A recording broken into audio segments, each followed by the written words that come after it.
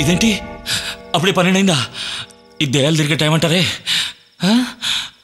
ఒంటరిగా వదిలేసి వెళ్ళారు. దీని బెడ్రూమ్ అంటారా? పెద్ద క్రికెట్ స్టేడియంలా ఉంది. ఇచ్చేటప్పుడు స్టైల్గా తీసుకున్నాం, పడుకునేటప్పుడు గుండె లబ్ డబ్ లబ్ డబ్ అని కొడుకుంటుంది. ఎవరిది దేవుడా? అమ్మా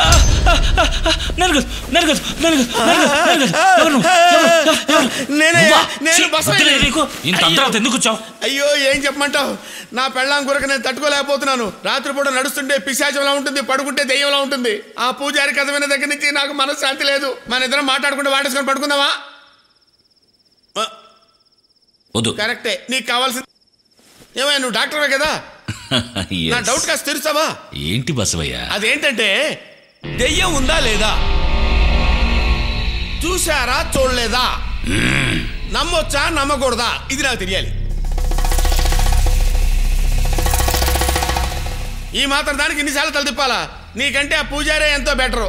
ఇప్పుడు దెయ్యం ఉందా లేదా, అది వస్తుందంటానికి ఏమైనా గుర్తులున్నాయా? బసవయ్య, మనం దెయ్యాల రాకని కొన్ని కొండ గుర్తుల ద్వారా కనిపెట్టొచ్చు. ఎలాగా? దూరంగా ఒక నక్క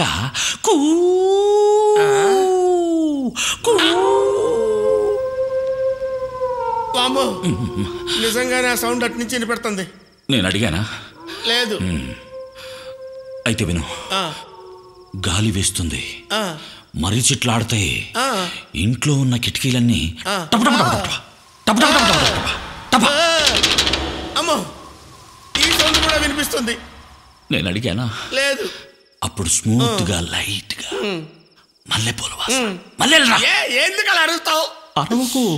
గాలిలో మత్తుగా మల్లెల వాసన వస్తుంది. మల్లెపూల వాసన వస్తుంది. నేను అడిగానా?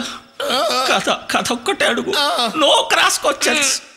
అడిగితే ఇదేంటి గొంతు పిసికి పారేస్తా. అప్పుడు ఏంటది? ఏంటది? గజ్జలు.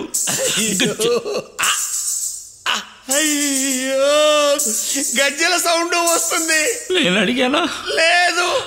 అప్పుడు గాలిలో తెల్లగా పొగ ఓ మనిషి రూపంలో తయారై కదులుతుంది.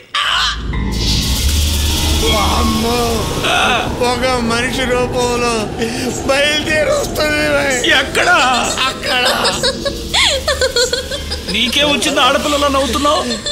నేను నవ్వటం లేదయ్యా, పెళ్ళే డైరెక్ట్ గా దెయ్యంలా వచ్చి నవ్వుతుంది అయ్యా. ఎక్కడ?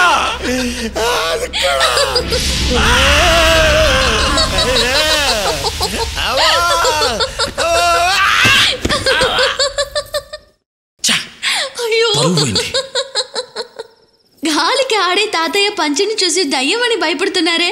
ఇంత చదువులు చదివేరెందుకో? భయమా? నాకా? అవును. నేను బసవయ్య కలిసి నాటకం రిహార్సల్స్ చేస్తున్నా.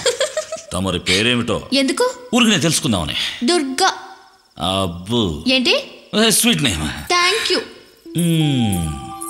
మంచి పగరబోతు గిత్తలా ఉంది. ట్రీట్మెంట్ ఇస్తా. అంత ఈయన వల్లే.